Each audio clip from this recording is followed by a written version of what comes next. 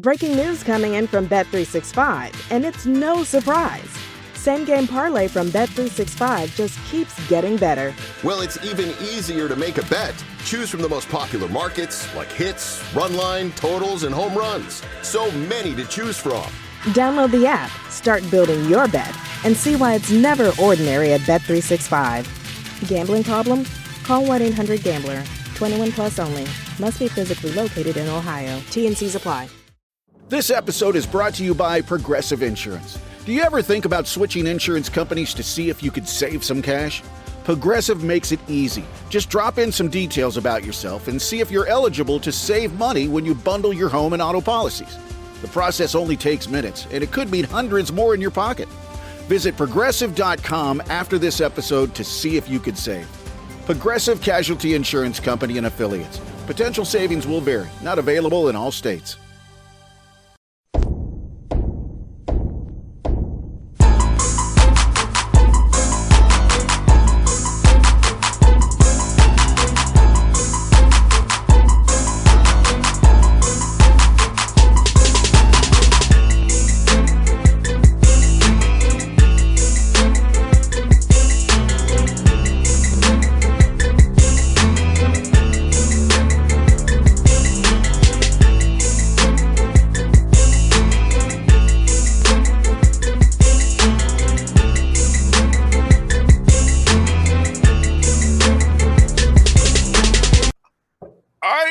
Back on the Bossman show, the new head coach of the USF Dons, Chris Gerlufsen with me. Coach, let's talk to you, man. How's it feel to be the head guy of the Dons, man? Man, it feels great. I appreciate you having me on, and I couldn't be more grateful or excited to just jump 2 feet into this thing and keep this train moving forward. No doubt, Coach. And you know what, man? How did it make you feel when the administration kind of tabbed you to be the guy to take over? Coach Goldie did a great job. He was a good friend of the show as well. So let's talk about them saying, hey, Coach, it's just, we believe in you, we believe in your vision, and let's keep this thing going. Yeah, no, I couldn't be more happy or grateful for just the university for the timeliness which they moved. I mean, this thing happened within 24 hours of Todd accepting, the Florida job. And I think that just speaks to the administration from Joe McDermott to Father Paul and Charlie Cross, the vice president here. I always say sometimes the best interview is the job you're in. And, I guess their eyes on me all year, and they felt comfortable enough with the job that I had done to want to turn the reins over to me. So couldn't be more happy or thankful for them making that decision. And I'm pretty sure the guys are happy as well, because the guys know who you are and know what you're about. You're offensive coordinator for the team these past years that you've been there, man. So talk about the guys, man, what they mean to you as well, knowing that the guys support you and want you to be their coach as well. Yeah, no, that's the most important thing to me is and we just got out of a team meeting not too long before this, and we just talked about the relationship piece, and how much I value that. And that's going to be a big thing that I hang my hat on, is the relationships with the players and, being relationship based. So them feeling good about me and me feeling good about them, it's a two-way street. I'm going to give them my heart, and hopefully they're going to give me theirs in return. And, that's when you have a chance to really continue to do special things as a program.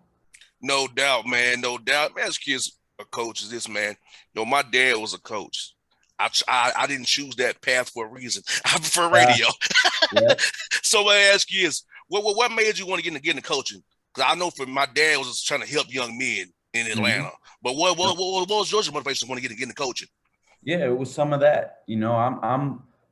My dad was actually a coach as well. So unfortunately, I wasn't as smart as you. I decided to continue in his path, and it was something that was kind of just in my blood from an early age, whether it was being in a gym at a college practice when I was 3, 4, 5 years old. I loved everything about it. And I never thought about doing anything else but being around the game and having a chance, as you said, to impact young men and be somebody that they can look up to, and just help them go from being a boy to a man. And that's something that I take a great amount of pride in, and that I can't wait to continue doing here at USF.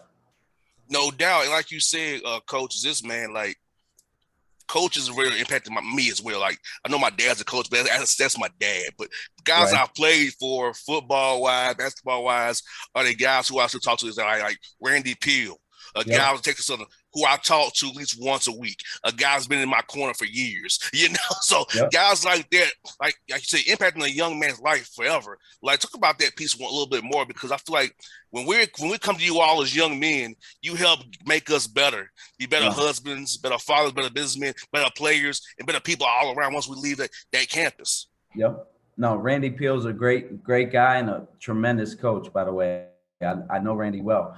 But yeah, I mean, I always try to look at it like this: when you as a parent drop your son or your daughter off at college and you entrust a coach to kind of be the extension of you, as a coach, I want to return your son or daughter to you in a better place than they were when you dropped them off, and I think that's the progression of going from, a 17, 18-year-old wet behind the ears, to being somebody who's ready to step foot in the real world and be successful. So that's something that I take a lot of pride in. And I think, not just with myself, but the way our staff's going to be, that's going to be something that we continue to do here, is really develop young men.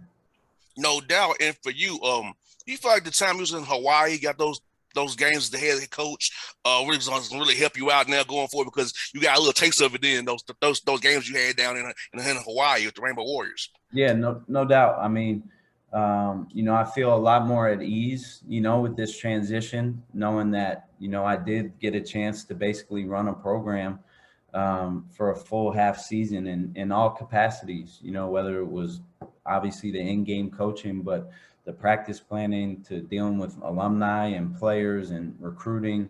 So I feel like I almost had, a little on-the-job training with that, and it's really prepared me for this opportunity now. I think I would probably feel a lot more overwhelmed than I do at this point, but I feel really at ease.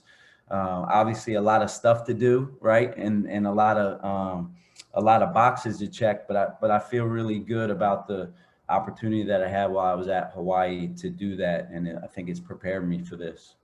No doubt. And you're in a tough conference. The WCC is a tough league, man. I mean, Gonzaga is one thing, but I mean, everybody's gotten better in that league.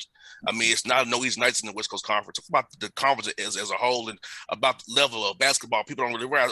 That's out here in Atlanta, because when you all playing, it's midnight when you all playing.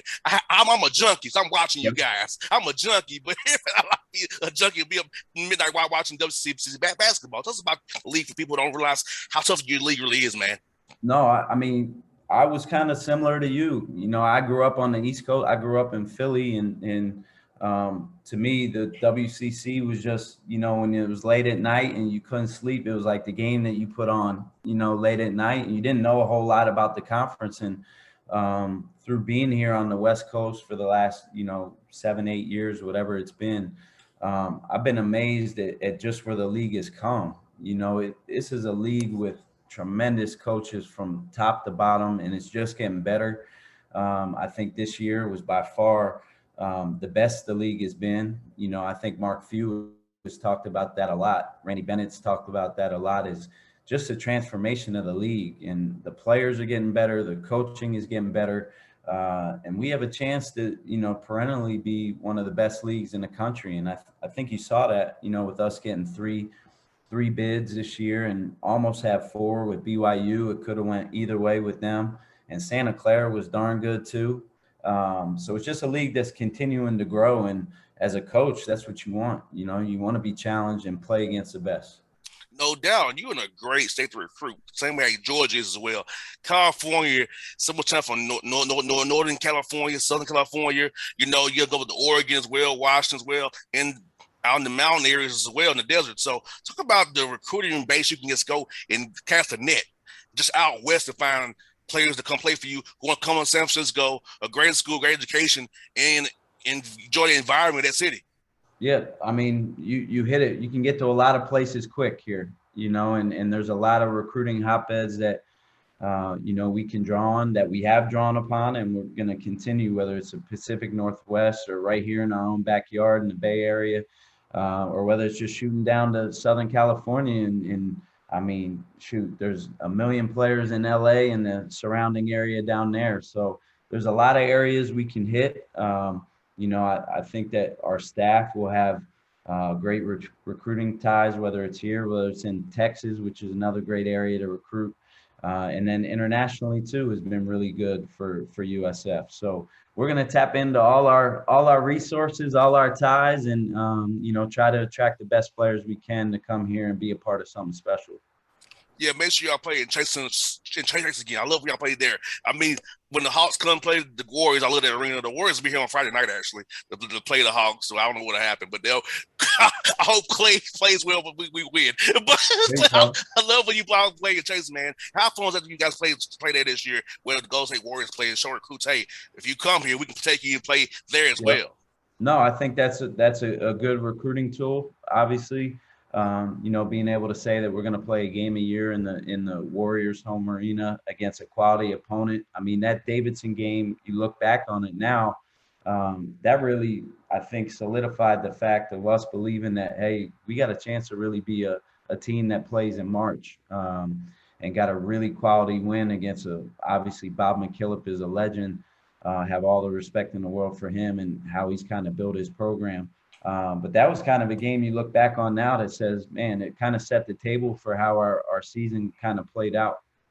No doubt, man. Like you said, man, you guys have always been good out there, man, winning quality non-conference games on the road, at home, neutral sites. I mean, Todd, you all did a great job building this thing, and I feel like you're set well. I feel like you got some good to run with. I'll be cheering you on, brother. You know I will. I'll be cheering you on for sure. No, I appreciate that for sure, and when I get down to Atlanta, we got to link up for sure. No doubt. Now, I'm asking you did you like the Harden trade for the Sixers?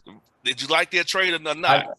No, I did. I love the trade. I'm on board with it. I'm a diehard as can be.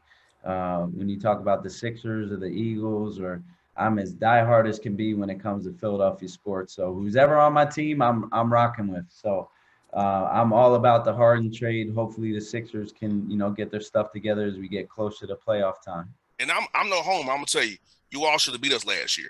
That doesn't make me feel any better. That doesn't make me feel any better now. But that was a good series. You guys obviously had a great run last year. And Trae Young is a problem.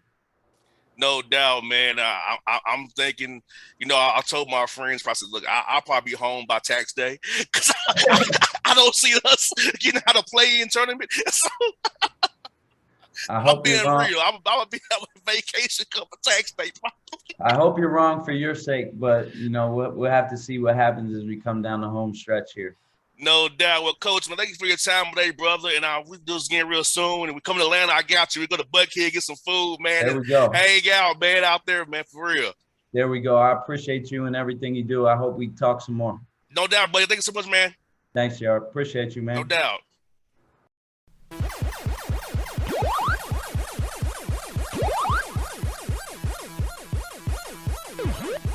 Breaking news, and this one is almost unbelievable. Yeah, it's all about new customers at Bet365 because they get $150 in bonus bets when they bet $5, win or lose. And even better, bonus bets can be used on the spread, totals, and player props.